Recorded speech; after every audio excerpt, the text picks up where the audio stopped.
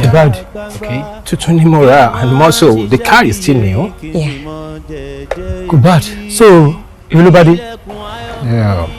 I think 13 million would do. Still new, báwo? You know Tokunbo. Ṣé fẹ́ máa fi léèwé Tokunbo ni?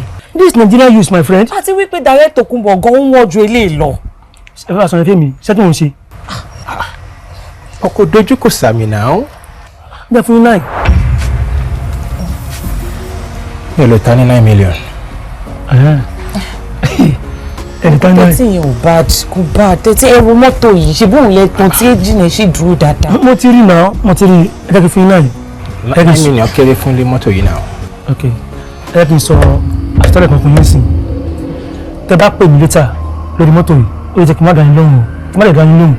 9 million mi ní sùn. Ṣé ẹ̀yin lẹ nílùú ni 9 million ẹ̀ ní san? What if tó jẹ́ pé dọ́là ti lọ sókè jù yẹn lọ? Yẹ̀lẹ̀ yín dúró dé. Tó wàá fi dìgbà yẹn, ojú àwọn méjèèjì àjọjà.